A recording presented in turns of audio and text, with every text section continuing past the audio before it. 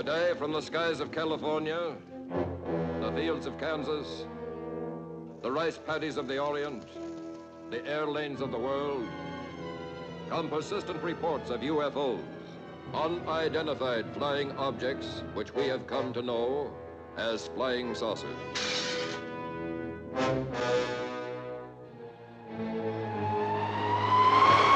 In Dayton, Ohio, the Air Intelligence Command gathers and sifts data from all quarters of the globe. 97% of the objects prove on investigation to be of natural origin, but 3% still are listed as unknown. The Air Force is aware of the widely held belief that some of these could be flying saucers from another planet. While there is nothing conclusive in the evidence, the probing and digesting of information about UFOs continues unceasingly. As a result, headquarters of the Hemispheric Defense Command in Colorado Springs issued an order. All military installations are to fire on sight at any flying objects not identifiable. But even as they did so, the military wondered whether their scientific know-how and their best weapons would be...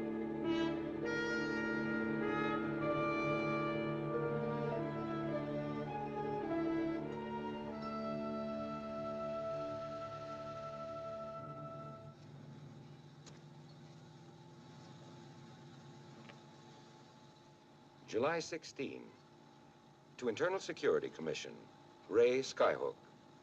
Summary and progress report from Project Director Dr. Russell A. Marvin. And Mrs. Dr. Russell A. Marvin, without whose inspiration and untiring criticism, this report could never have been written. Married 2 hours, and already she's claiming community property.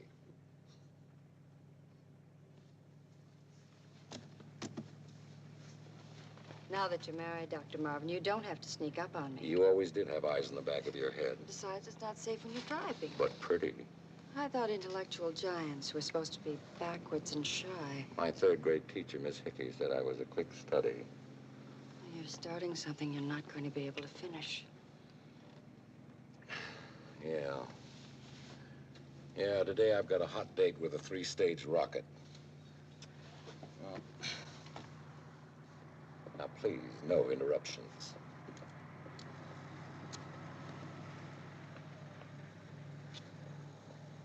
Because of recent scientific advances, it is now possible to realize an ancient dream, the exploration of outer space.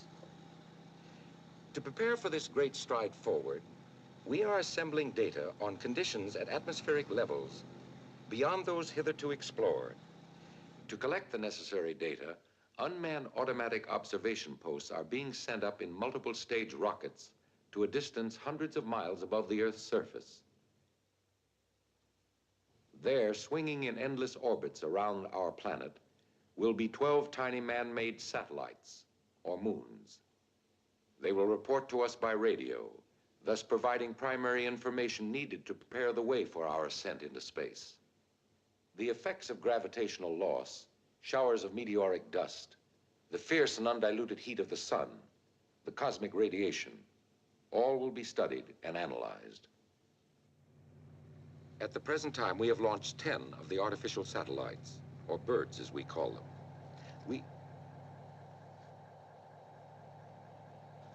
Do you hear something? Hear what? I don't hear. Shh, listen.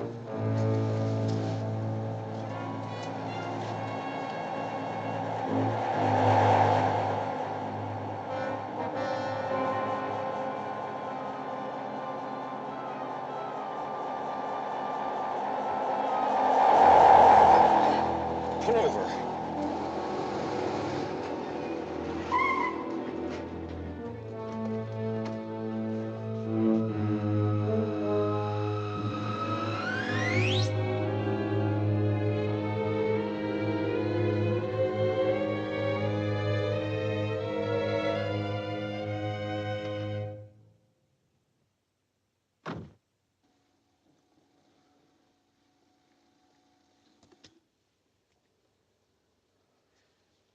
Russ, it was a saucer.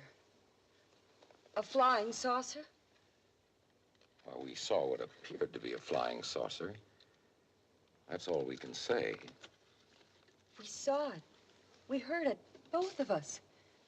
What more do we need to know? Well, we have to have time to think, to evaluate this before we sound off.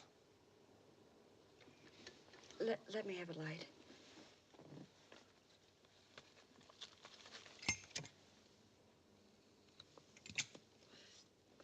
Of course, it wasn't a saucer at all.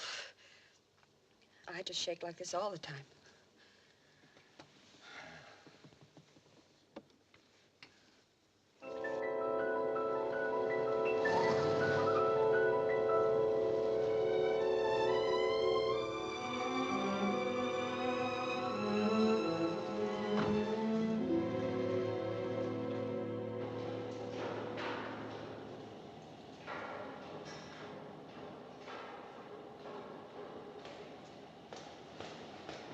Carol, I want you to transcribe these notes for my report.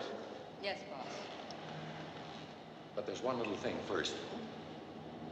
Now that you're married, Dr. Marlowe, the first thing you've got to learn is no more passes at the secretaries during business hours. All right. Or birds, as we call them.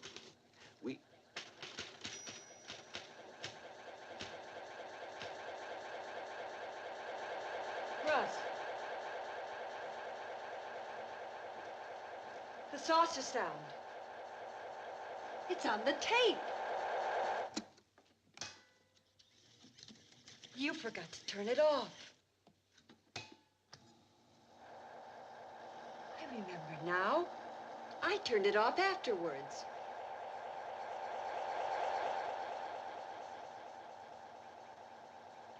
Well, that's one piece of concrete evidence. Rocket number 11 will be launched in 20 minutes. Oh, we'll leave it for now. Come on, we just got time to get to the bunker.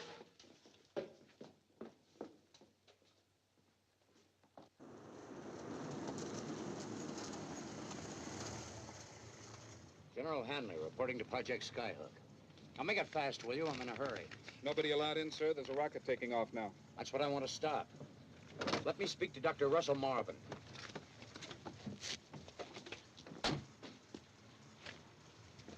Westgate to bunker number 2. Dr. Marvin. Bunker number 2, Marvin speaking. This is the Westgate, sir. General Hanley wants you. Oh, put him on. Carol, it's your father. Calling from Panama? No, right here at the project. Hello, Russ. Hello. Well, welcome home, General. What's the news from Panama? It's bad, I'm afraid. I think you ought to hear what I found before you send up another rocket. Can you possibly put it off? Well, I'm afraid I can't. We're tied to a definite schedule of launchings. Wait a minute. There's something else I wanted. Just a minute. It's your privilege. Hi, Dad. What is it, honey? I just wanted to hear your voice and tell you Russ and I were married last night. Married? Oh, forgive us for not letting you know, darling. I've got to hang up. Let's have dinner tonight. Can you? Don't forget. Bye.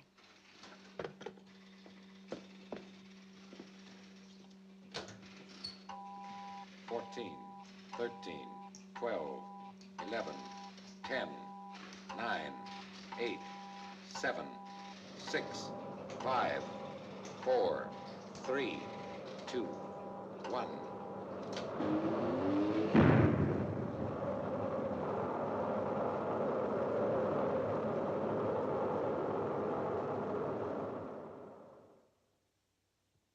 I know how the designer feels hearing a thing like this.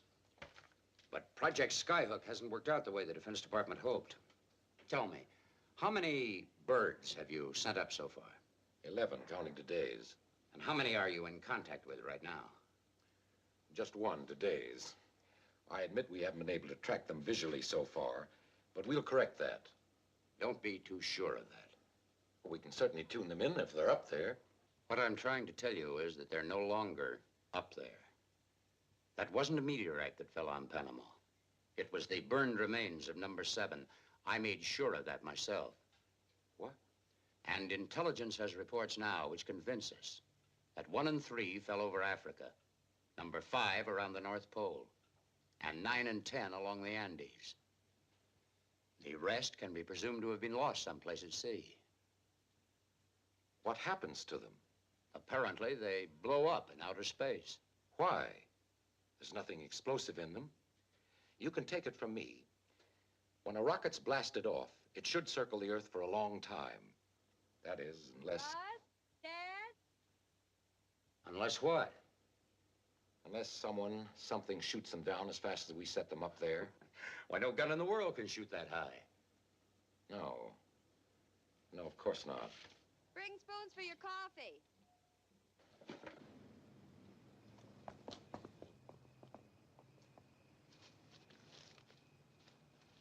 Ah, my special barbecue. Mm-hmm. That's to make up for not telling you about our getting married. It was kind of sudden for us, too. Sudden? I've only been after him for a year. I don't need to tell you, both of you, how pleased I am. Well, I'm glad of that. I wouldn't like it very much if you weren't. Thank you. Russ, what were you driving at back there about something shooting down one of the satellites? General, we saw a strange thing this afternoon. We saw what appeared to be a flying saucer. A flying saucer? It nearly ran into us. You're sure of it? Both Carol and I are subject to the same atmospheric disturbances that may have affected other observers. But there is a qualitative difference when you're a scientist. We do have one piece of supporting evidence. An accidental recording of the sounds it made. The tape is in the lab at the project. I'd like you to hear it tomorrow. You both saw this? Yes.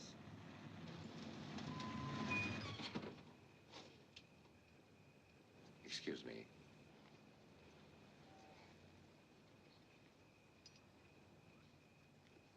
Captain Holloway, sir. Will you sign here, please? Who's Holloway? He's on monitor duty this evening.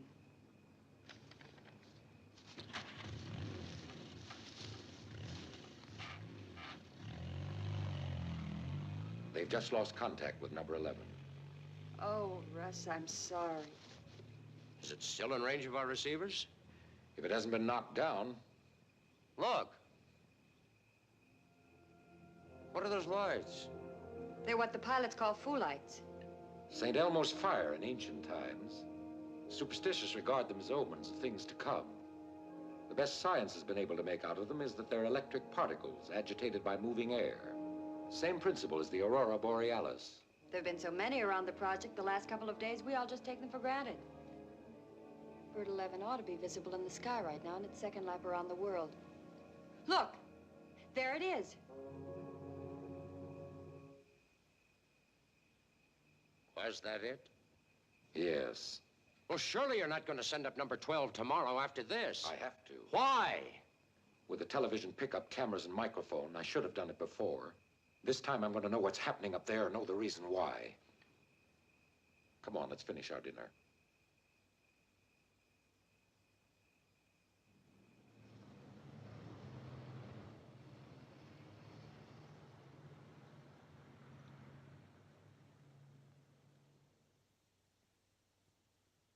Checking TV pickup.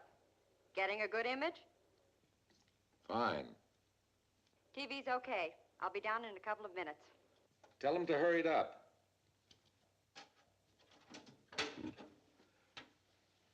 Hey, do you notice anything different since you were here last?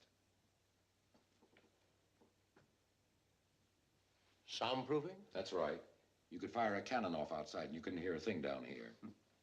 Number 12, okay for takeoff. Well, as an old rocket man from way back, I'd rather watch from ground level. Dr. Marvin. Dr. Marvin. Marvin here.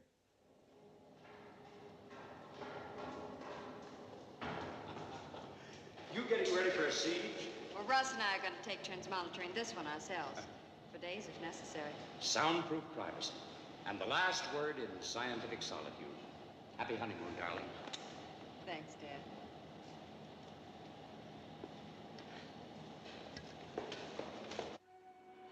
Prepare rocket for launching. Prepare rocket for launching.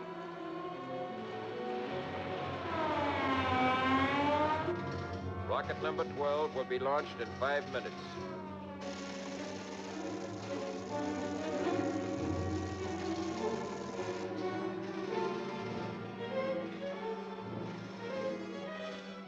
Minutes to 0.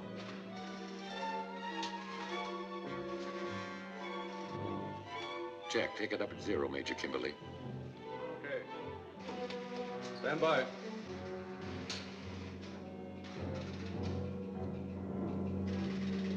Observation Tower A, come in. Evans, radar to Tower A. Observation Tower A, Sergeant Nash. UFO due west, approaching fast. What does it look like? Can't tell yet. I'll call when I get a better reading on my scope. Do that.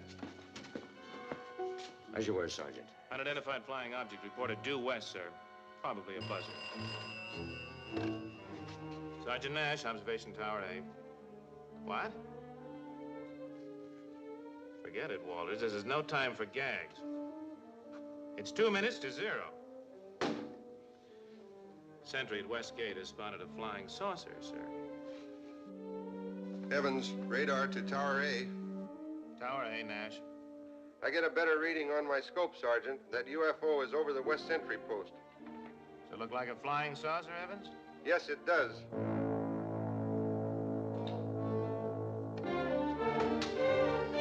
Skyhook control to approaching object. What is it? I wouldn't know. Connect me with Dr. Marvin's lab.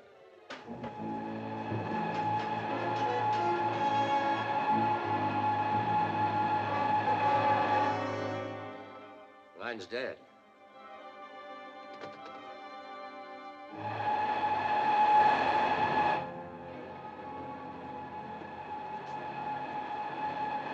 Dead.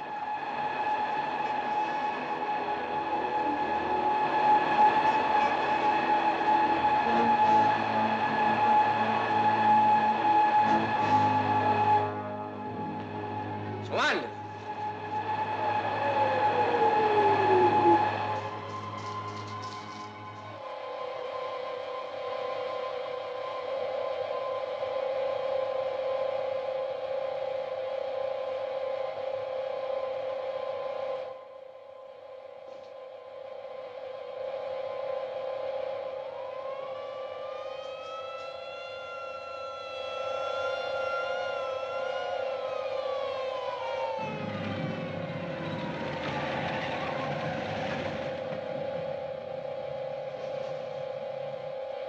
Battery, prepare to fire. Fire!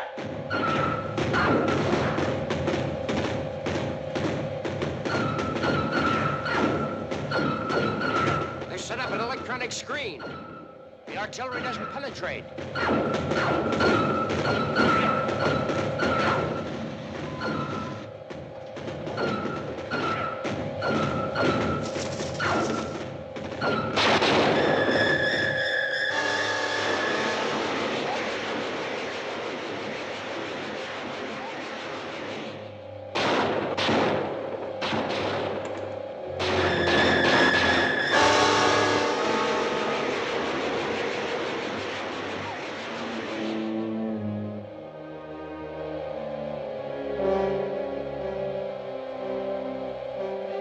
Lines are out.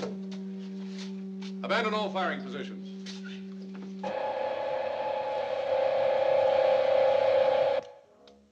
Mike's gone dead. Try the phone.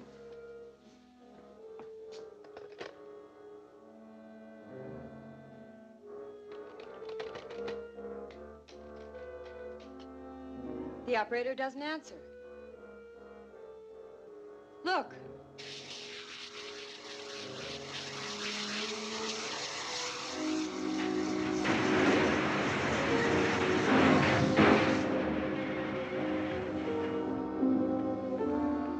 What's happening?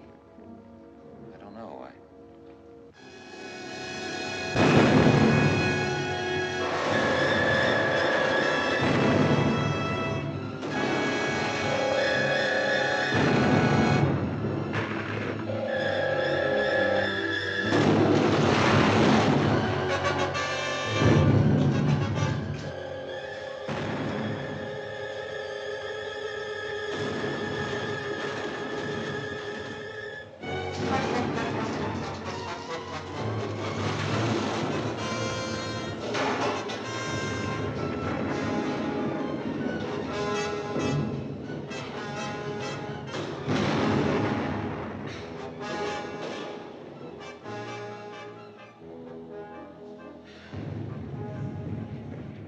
scared, Russ. They'll dig us out.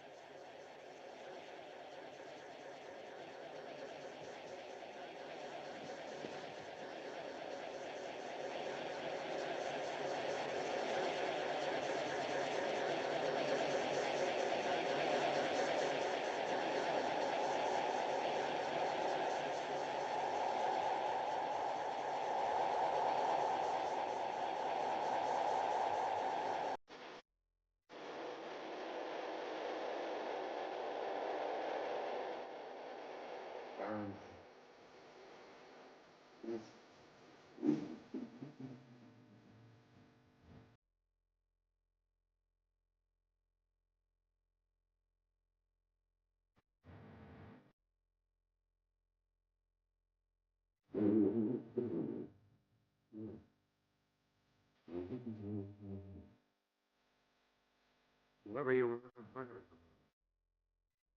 you'll regret what you did to the project.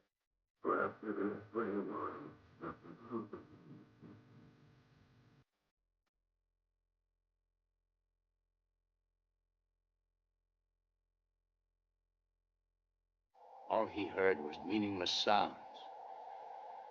The same kind of sounds I just heard. We had hoped a sufficient adjustment for the time differential between us would have been made. I don't understand. Evidently, you do not realize you are in an interstellar conveyance. You are already outside the atmosphere of your own planet.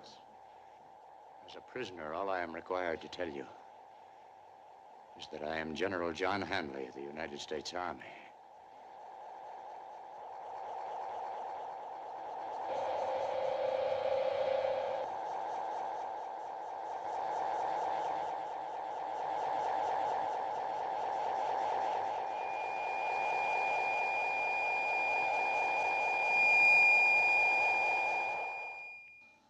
These are all the facts leading up to the rocket explosion at Operation Skyhook.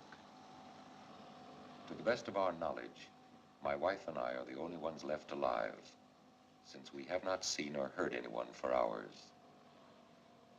The air is becoming toxic. In the event of our death, this report, together with the recording of the saucer sounds on this tape, constitute all the data we have. The batteries are failing. The recorder is not running up to speed. This is Dr. Russell A. Marvin.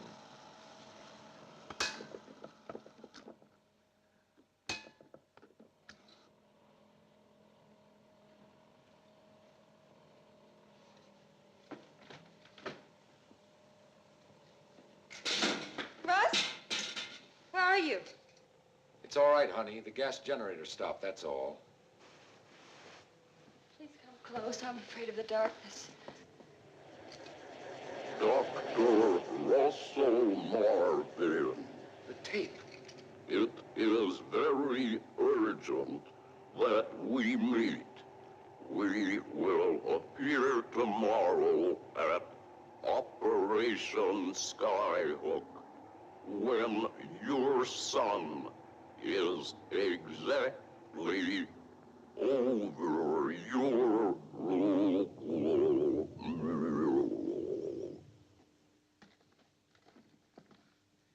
That's the sound of the saucer we heard on the tape. The message was sent at an accelerated speed, so it just sounded like gibberish to us. When the batteries died, the tape slowed down, and the voice became clear.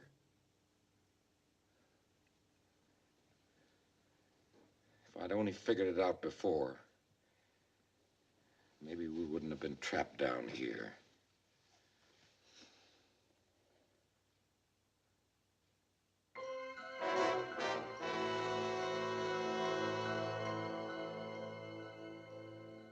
What had stuffed out hundreds of lives and leveled an installation worth millions of dollars? An aroused public demanded an answer. and the federal government dedicated the strength of all its branches to the task of finding one. However, when Dr. Marvin and his wife were rescued, the answer was to be found in the experience of the only two human survivors and in a reel of tape recording they carried to Washington, D.C. and the Pentagon.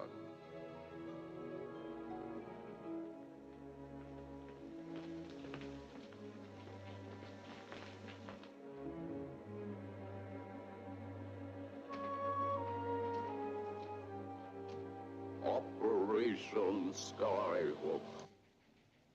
There can't be any doubt about what it means. A landing at the project was proposed on the day of the disaster. There was to have been a meeting. If I couldn't keep the appointment, a message was to be sent on a designated wavelength by ordinary shortwave transmission. Does anyone want to have the recording played again? You've heard it a dozen times. My wife and I, for 3 days and nights, have been telling what we knew. We've been before every committee, commission, and review board in Washington. It's time we decided to do something. The tape is by no means conclusive. Certainly doesn't prove that your so-called flying saucer caused the destruction of Operation Skyhook. I grant you that. A strange voice, a set of instructions that might have come from anywhere. Well, has anyone a better idea of what happened? Personally, I'm inclined to accept Dr. Marvin's conclusion about the connection between the message and the disaster. All right, so am I. Then why not let me try to contact them, meet them, find out what this is all about? If we are to be confronted with a hostile and unknown power, any decision to meet with them must be made at the cabinet level. Well, I just hope that while we're waiting, another disaster doesn't occur.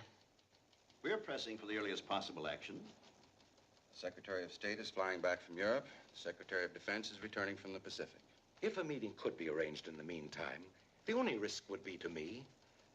I feel personally responsible for what happened. I was in charge. Hundreds of lives were lost. My own wife's father. If I had the authority, I'd grant it to you, but we will have to wait. But I promise you that we will recommend that you be authorized to make radio contact and meet with whoever they are. Are we through for the night? Yes. But we are going to ask you to remain at your hotel. You mean I'm under detention? May be needed at any time. Major Hudman is assigned as your liaison. Good night. Good night. Dr. Marvin, I don't like this watchdog routine any better than you do. I'm under orders. I have a job to do. We're both on the same side. I'm sorry. I'm just tired and worried. I know. Well, you were in there. You heard both sides. Who do you agree with? I agree with you as far as the urgency is concerned, but they're right, too. They're responsible to a chain of command. They have to be careful. And this thing may be too big to allow for mistakes.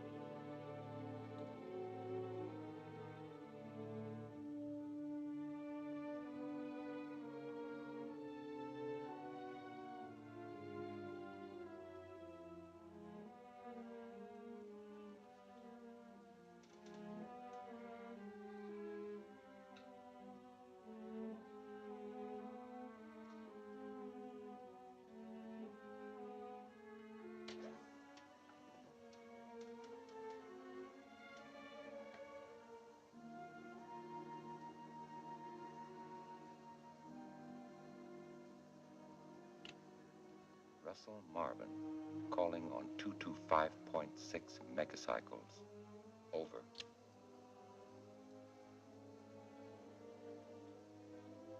Dr. Russell Marvin, calling on 225.6 megacycles as per instructions.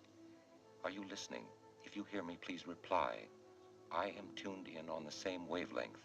Over. We hear you, Dr. Marvin, and we understand you. Do you understand us? Yes. Who are you? Listen, it is now 9:30 a.m. Earth time, Greenwich Meridian time. We will be waiting at exactly 11 a.m. at the shore of the Chesapeake Bay where the North Beach Road reaches the sea. Do not raise an alarm, and keep this appointment. Listen to me. I can't keep the appointment. I'm under orders. I'll be able to meet you in a few days. Do you hear me? Over. Russ? Hello. Dr. Russell Marvin calling on 225.6 megacycles. Do you hear me? Please come in. Over. 11 o'clock Greenwich time. That would be 6 o'clock here. I can just make it. You're not going. I heard you say you're under orders. I didn't arrange this meeting. I just asked them to wait. Who ordered that radio? I did today. I was hoping they'd give me the go-ahead and let me use it. You can't go. I've already lost Dad. You shouldn't have called them. Oh, maybe I shouldn't have. And maybe I should. But it started now. And I've got to go through with it. But it's not your job alone. Oh, call someone. Call Major Hugland.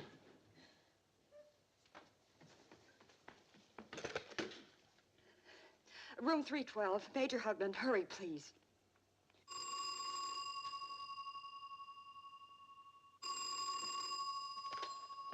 Hello? Yes? Thanks. Well, call the garage. Tell them not to give him a car. Well, tell them he's sick, anything, out of his mind. I'll be right down to take care of it. Sure thing, Mrs. Marvin. Frank, may I have my car, please? Gee, Dr. Marvin, I can't. I was talking to your wife on the phone, and she said that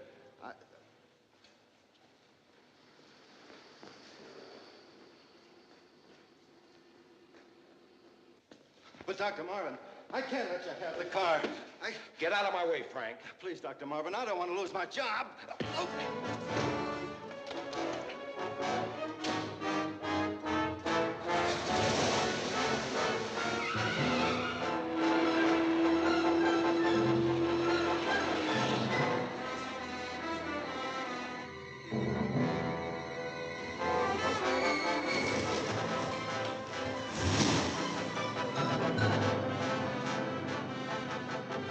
There he is. See if you can get him on the radio. Hello, Russ. This is Carol. Russ, come in. You won't answer me. Wait for us, Russ. Major Hugland and I want to talk to you.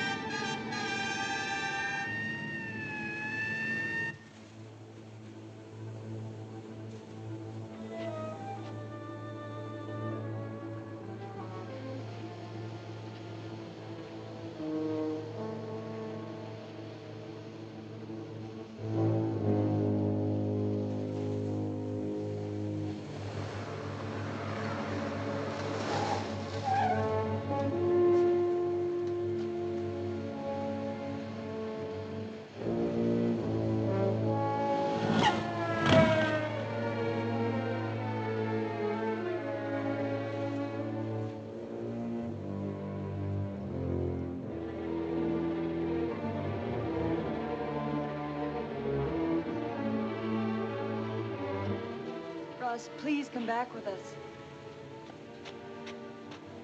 I'm sorry, but I have to do my job. Let's go back.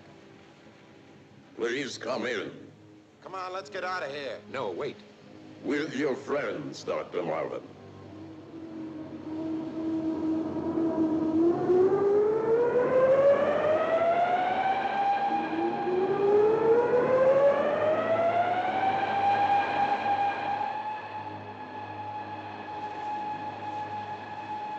I'm coming with you. Please come in. All of you. I'm gonna phone headquarters. You'd better do as they say.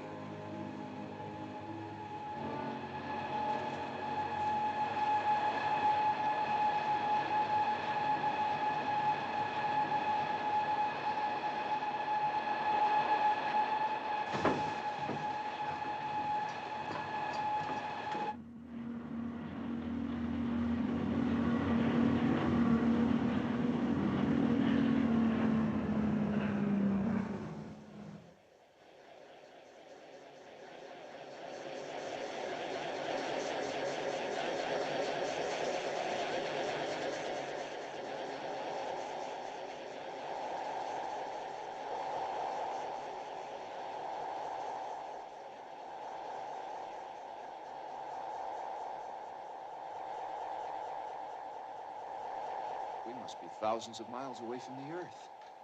And in a matter of seconds. You're many miles away from your planets, but not in a matter of seconds.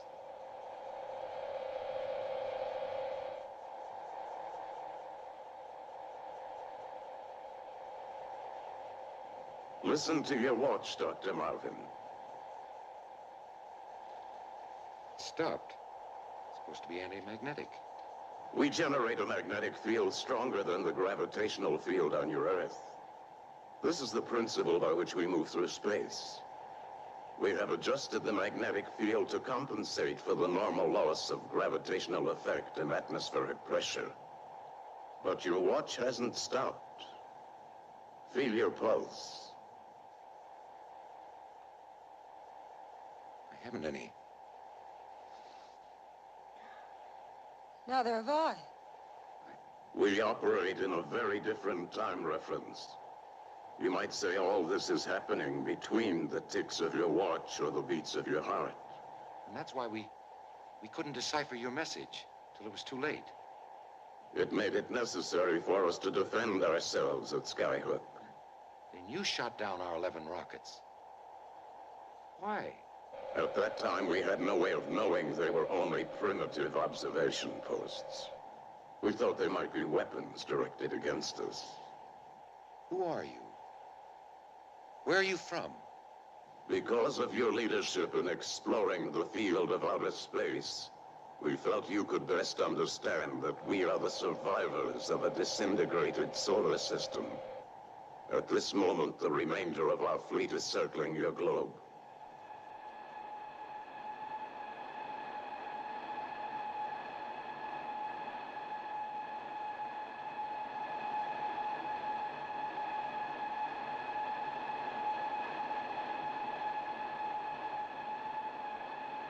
They are awaiting a signal to tell them where to land. What do you want with me? Arrange for your world leaders to confer with us in the city of Washington. They may not listen. I'm only a scientist. We will show you how important it is to convince your leaders. In an instant of your time, we travel from beyond your moon to the surface of your Earth.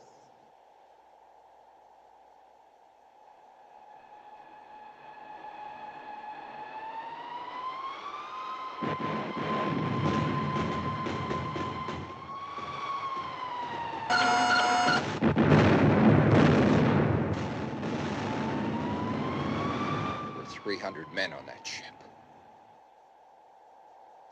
Speed, maneuverability, and force. With a weapon like that, why don't you just land and take over? To do that would cause worldwide panic. Despite our power, the few of us would be busy indefinitely trying to suppress a large hostile population. In the end, we would be masters of a wrecked and hungry planet. What makes you think you'll conquer us without a fight? We felt it would be best to meet with you so fighting could be avoided. Such agreements have been made on Earth before. How do you know so much about us? We have the means of accumulating information. If you wish to convince yourself about our detailed knowledge, test us. Any question? What's the size of the armed forces of the United States? It is approximately 3.5 million men. Well, what team has won the most World Series? The New York Yankees. Who was the first president of the United States? Washington. I know that voice. Who are you? John Hanley. My father. What have you done to him? You have been addressing General Hanley's mind, not General Hanley. Look behind you.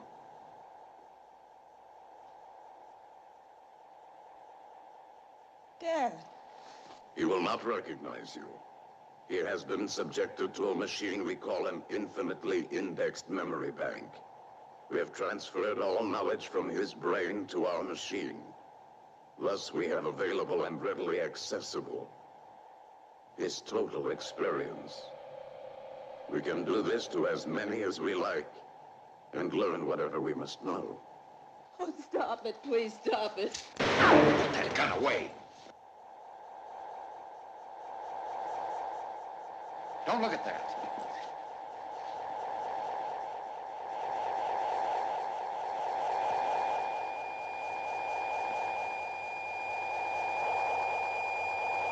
This is the beginning of the process by which we read the brain for the infinitely indexed memory bank.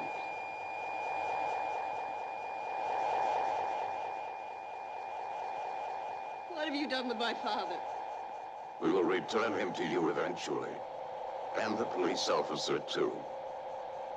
Will you arrange a conference for us? We will tell the authorities you want one. That's all we can do. I'm not going to cooperate with these monsters. It may take weeks or months to set it up. You will have 2 of your lunar days, or 56 days Earth time. Let them kill us now and be done with. Please, Carol. If our officials don't believe me, I can't be held responsible. When you tell of the destroyer being sunk, refer to latitude 30 degrees 20 minutes, longitude 45 degrees 15 minutes. They will believe you.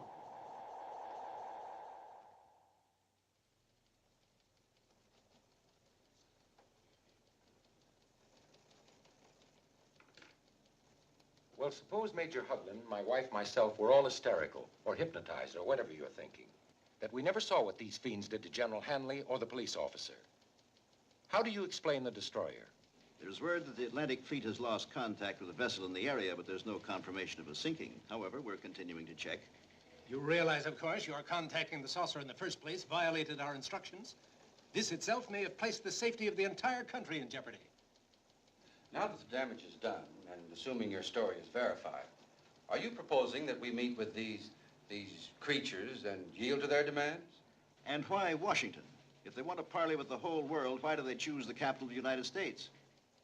They appear to be realists, and Washington is one of the centers of political power. What about our atomic and hydrogen weapons? Wouldn't they be effective against these saucers? I'd like to answer that question, sir, if I may.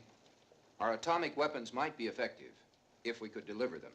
But to use nuclear power when they land would destroy our own cities. And then we don't know whether they are vulnerable or not.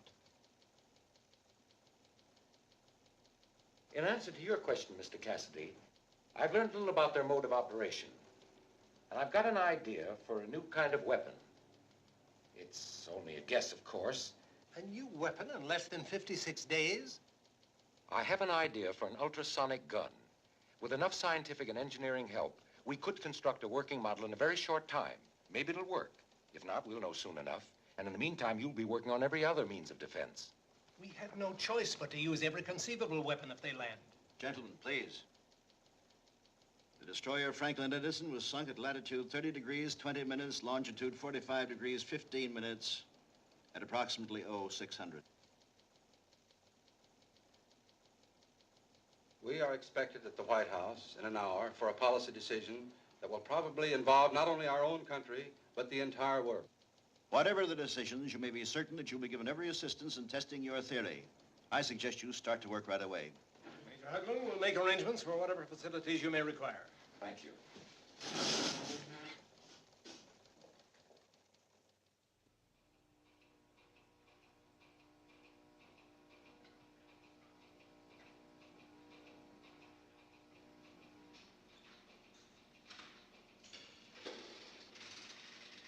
Hello.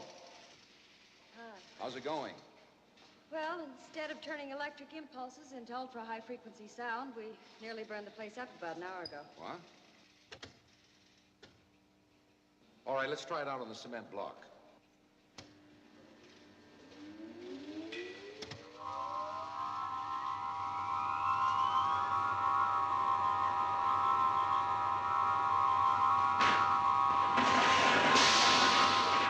All the way.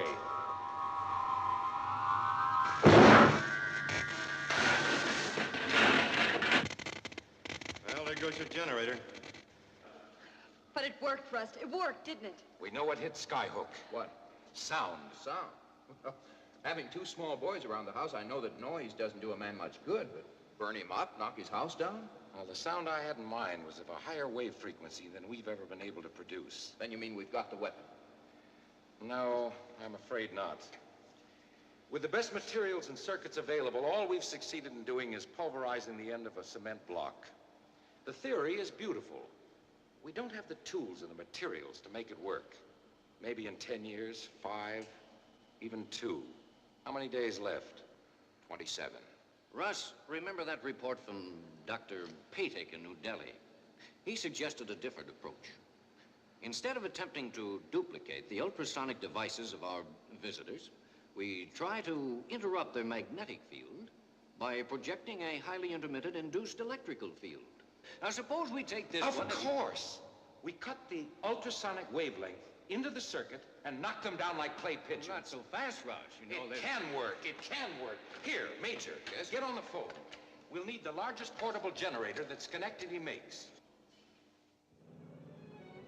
From all parts of the globe, under top priority, came every facility and scientific help the governments of the world could furnish.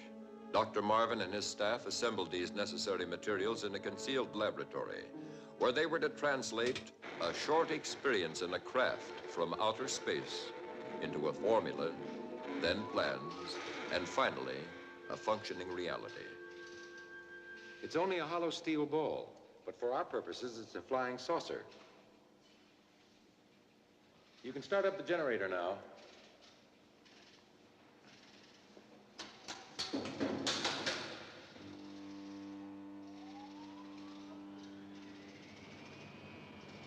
magnet does that, doesn't it? The magnetic attraction above is enough to counteract the pull of gravity from below.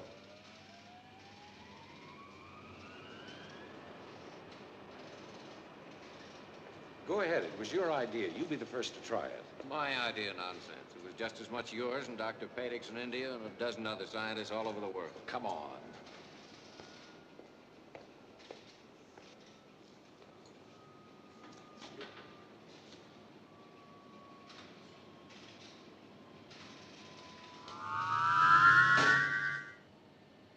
It works. It works fine. Russ, look.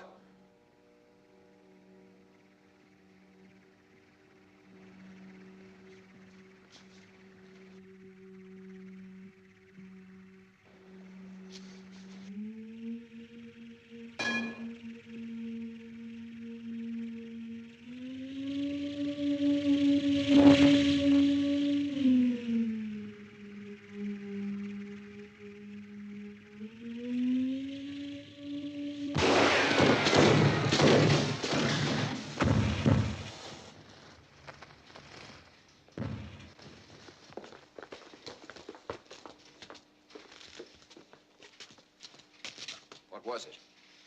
The same kind of thing that's watched us since the beginning of the project. Watched who? Russ and all the developments of the rocket program. I always thought it was St. Elmo's fire. I'll have to change my mind about that. Oh, whatever it was.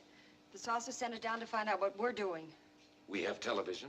They may have some totally different device that serves the same purpose. We better get to Washington before they decide to drop in on us. Major, give Cutting a hand and load that gun on the generator truck. Right. Never mind the files, Professor. I'll take the diagrams. We ought to be in Washington in about an hour.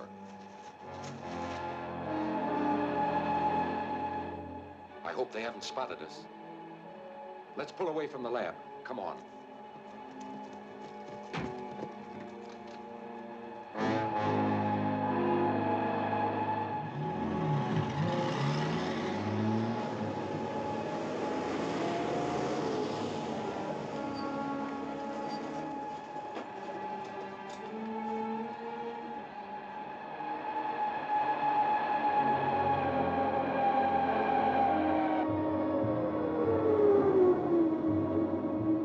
that saucer stays in firing range, we may be able to give the gun its first real test.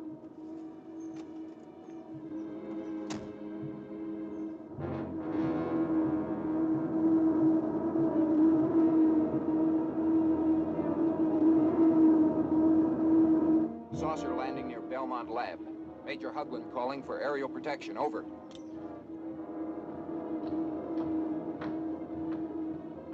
They're sending a bomber. We ought to go on with those diagrams as quickly as we can. I'll get them from Russ. I'll go with you.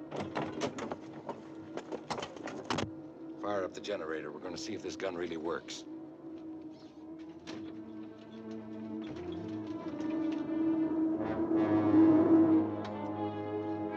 What's the matter? Can't get this blasted thing started. They're looking for us, all right.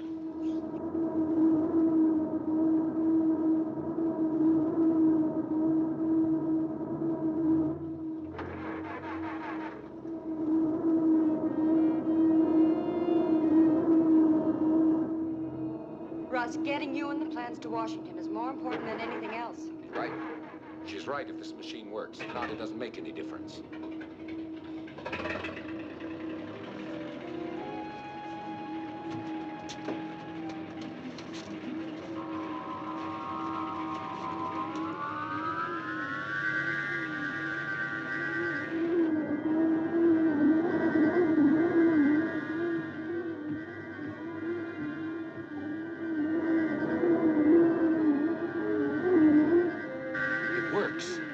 If we just had a little more power.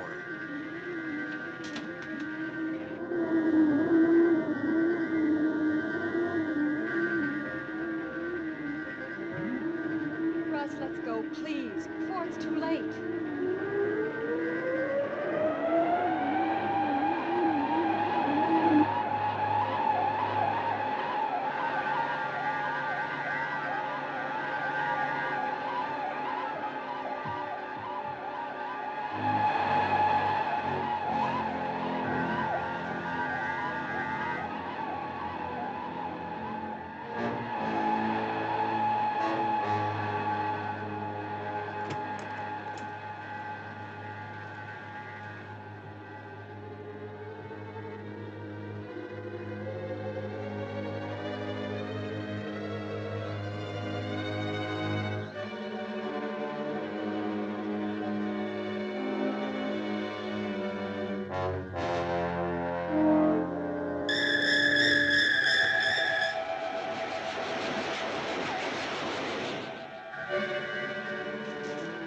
Keep the gun circling overhead and the saucer will stay away.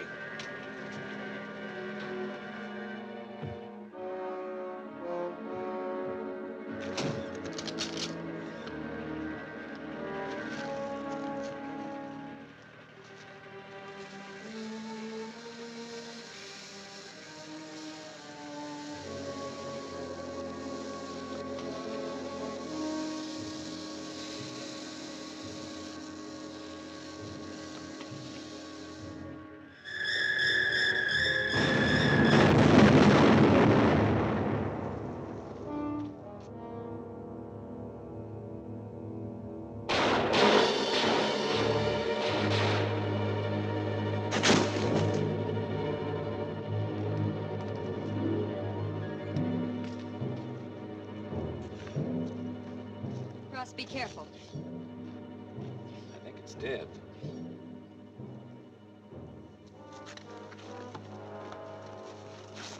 It's light as a feather.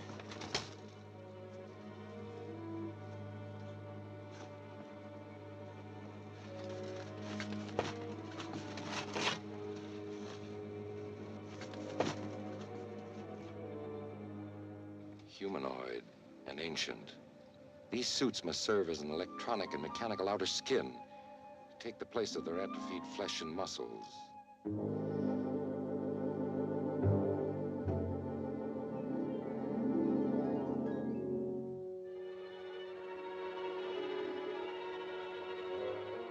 I must get this to a lab.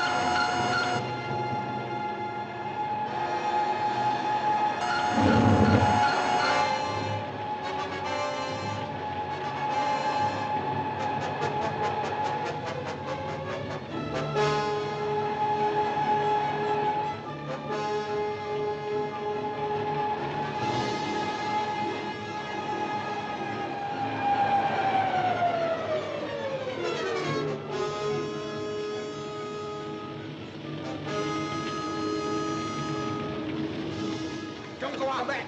Don't go out there!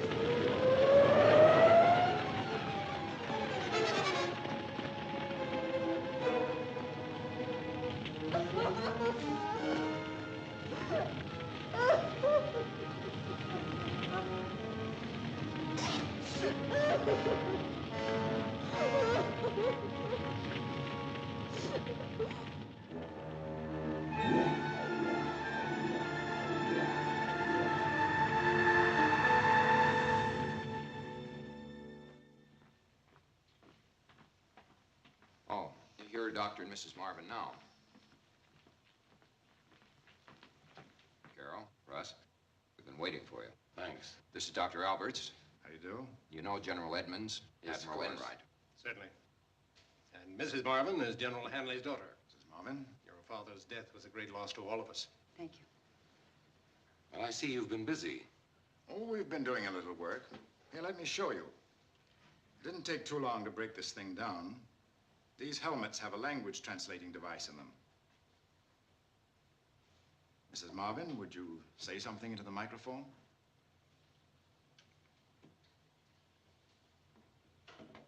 The quality of mercy is not strained.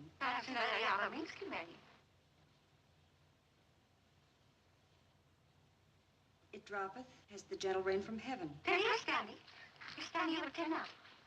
Shakespeare wouldn't like it. Professor Albert said if we read the dictionary into the device, word by word, we'd have a translation of those words into their language.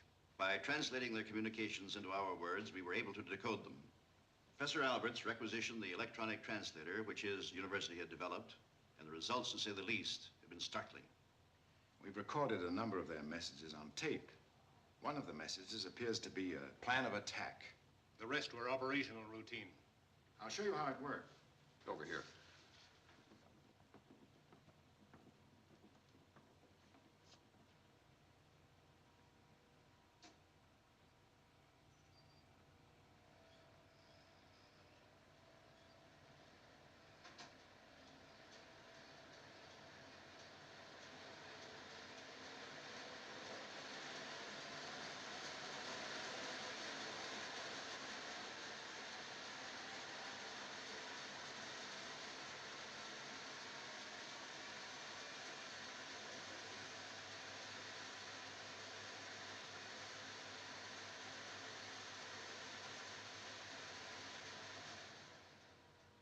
We can expect trouble when Mercury is in perihelion. When will that be? It happens twice every 3 months. The information is too vague to be of any use to us. And the sun in Con Polaris? That implies an orbital relation between the star Polaris and the sun. We've never been able to figure it out. The blanks probably refer to their time computation. But these messages do involve the sun. Palomar and the other observatories are watching it around the clock. In the meantime, we have a newer and stronger version of our interference machine on the drawing boards at Aberdeen. Has there been any determination of the weapon's useful range? There's a weakness. Our instruments indicate that the potential effect drops off sharply after 1,500 yards. We'll have to hope that that's enough. Well, maybe we'll be ready for them when they come. Has anyone tried that helmet on? Yes, we have. I think you'd be interested. Try it. It weighs only a few grams. What's it made of? We don't know exactly. Solidified electricity is the fancy name given to it by the Bureau of Standards. It resists everything we used on it, including the most extreme temperatures.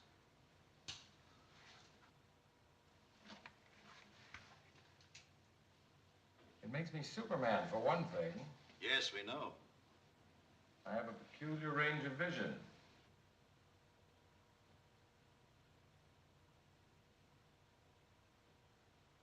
I can also hear a young man just outside that window discussing a problem in advanced biology.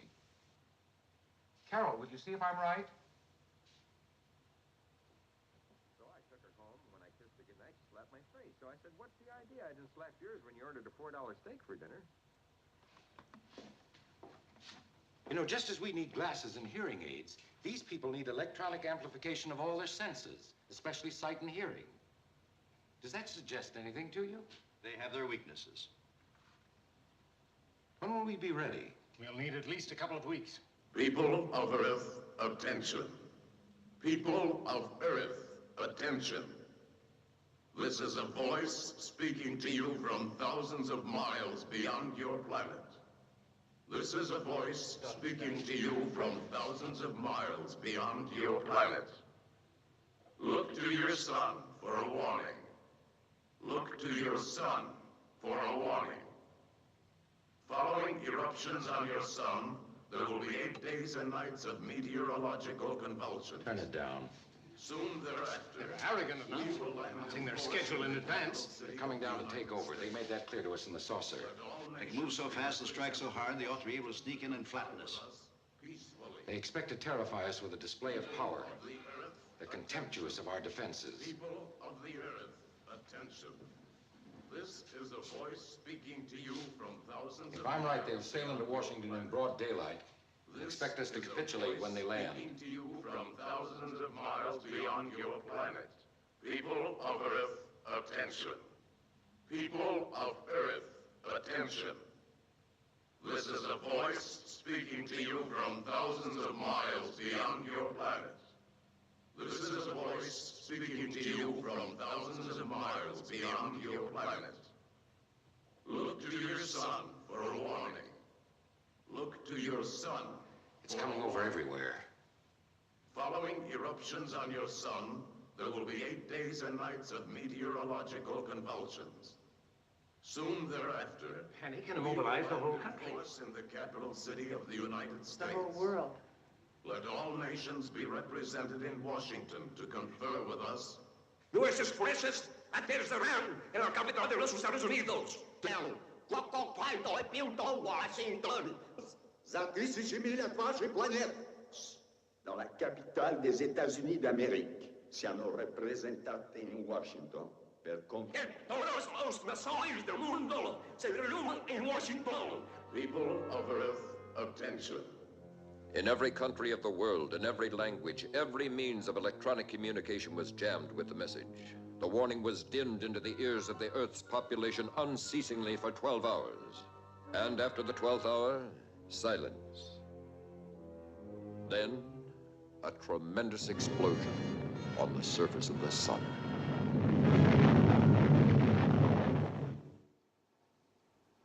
"9 days. That must be what the missing words meant. I get the picture, thanks. If I need any more information, I'll call you back.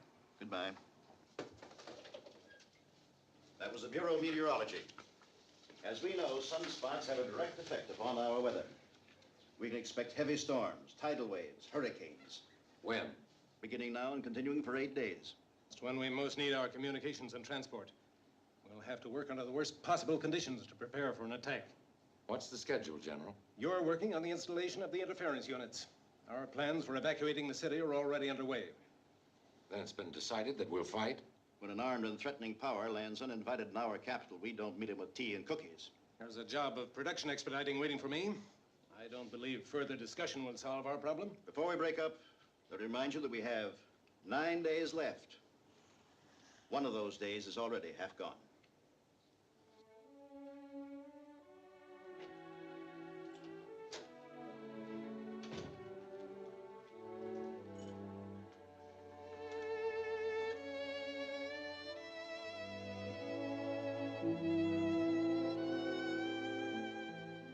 What a nice going away present.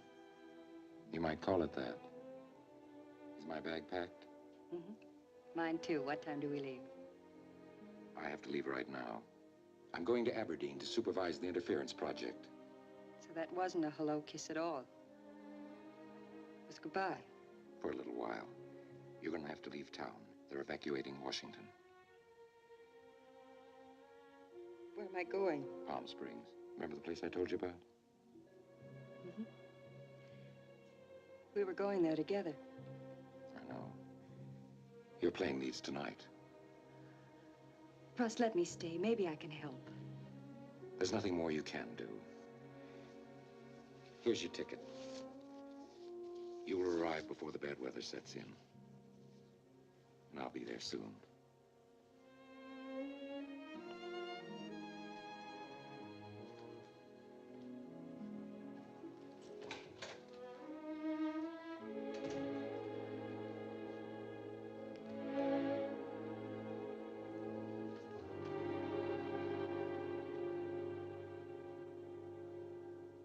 First of man's vital communications to suffer were the shipping lanes and airways.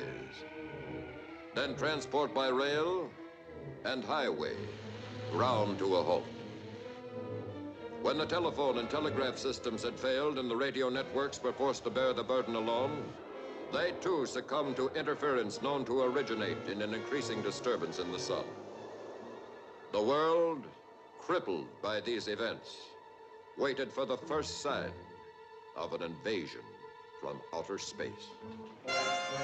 Because of the atmospheric violence, it was not until the 9th day that an orderly evacuation of the city of Washington could be attempted. Although the authorities and the military worked miracles, when the 10th day dawned, more than 60% of the people of Washington were still in the metropolitan area. Take these at CIC. Yes, sir. Mrs. Marvin. Your husband told me you were in Palm Springs. The plane schedules were canceled before I could get away. Have you heard from Russ? There's been practically no communication with Aberdeen. Wires are down, radio jammed. But I'm expecting a courier any minute.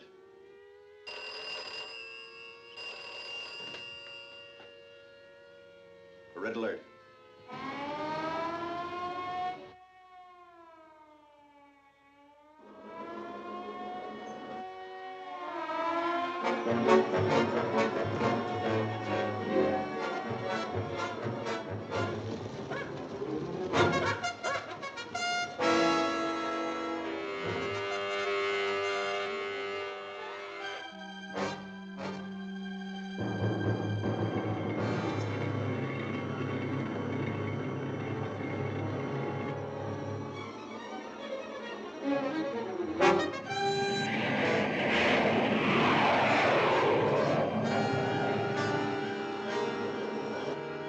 Saucer heading in low over the Atlantic, coming in fast.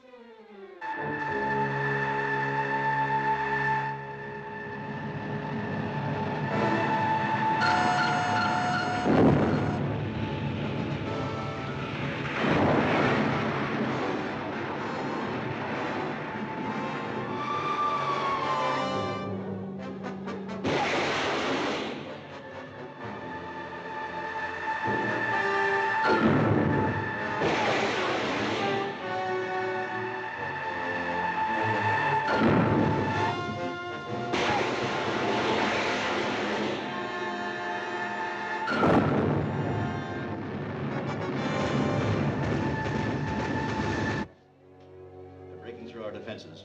Ground all aircraft. They'll be overhead any minute. You better get down to the shelter.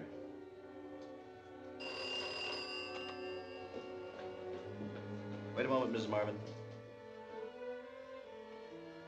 Truck convoys from Aberdeen are taking up positions in the city. Your husband's section is nearing the Pentagon.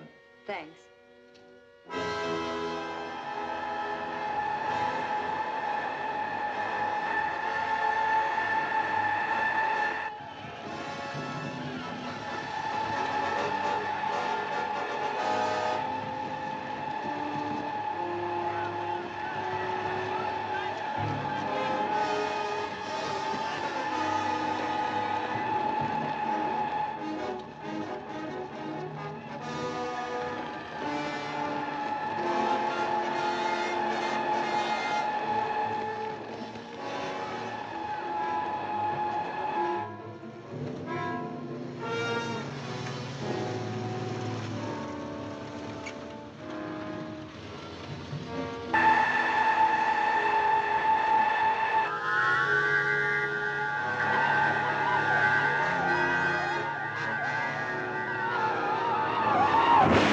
Calling GHQ. The saucer hitting down in the Potomac.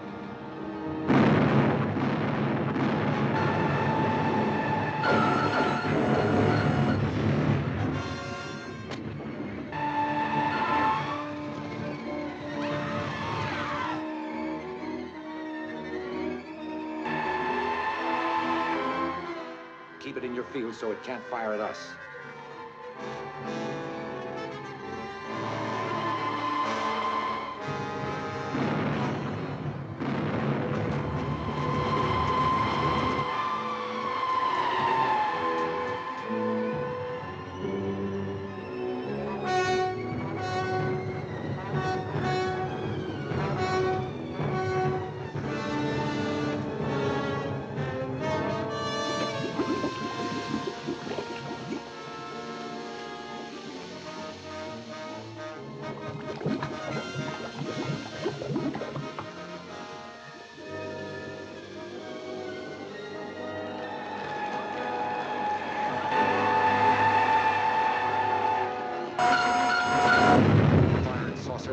crashes. Russ! Russ! Carol, I thought you'd gone to... GHQ calling all HF units. GHQ calling all HF units. Saucer hovering vicinity White House and Capitol.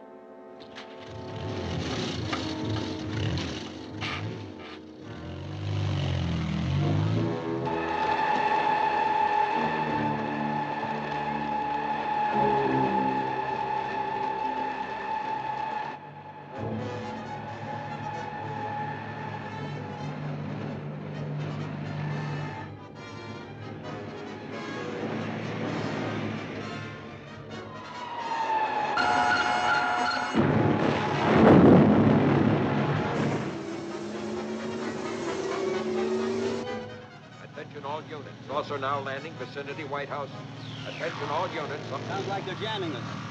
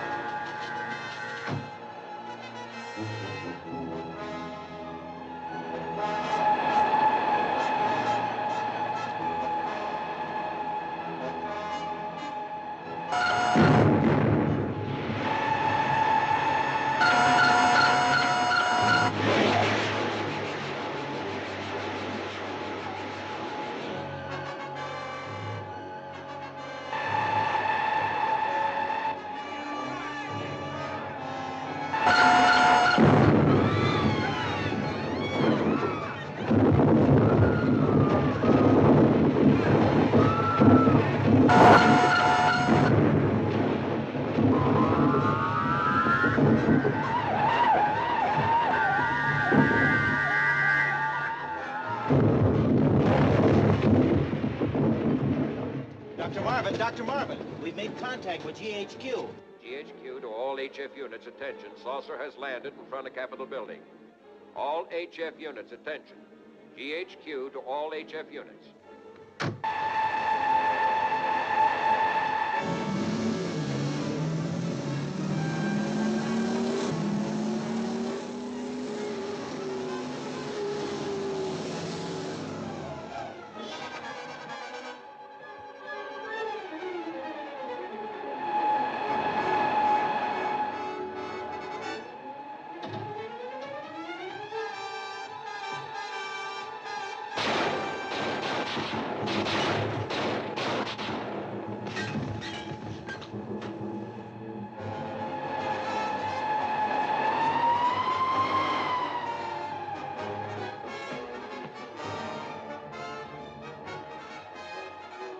Keep firing at saucers.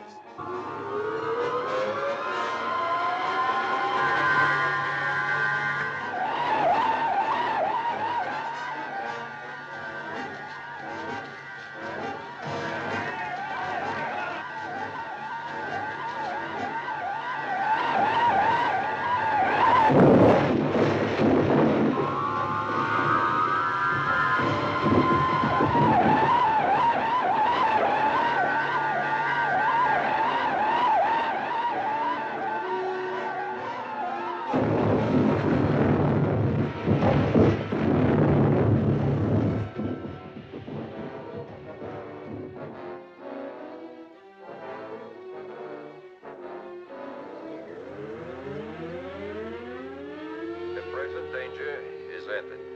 The present danger is ended. The present danger is ended.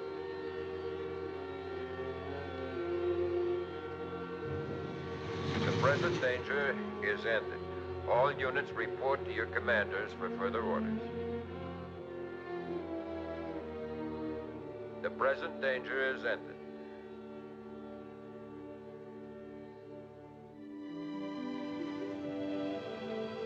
Don't wriggle. Here's what it says. The President has ordered Project Skyhook rebuilt, and the space exploration program continued under the direction of Dr. Russell A. Marvin. The United Nations Assembly voted unanimously today to award a gold medal to Dr. Marvin.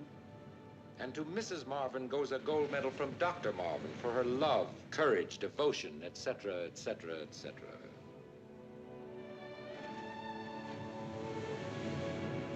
Russ, do you think there are any more? Will they come back again? Not on such a nice day.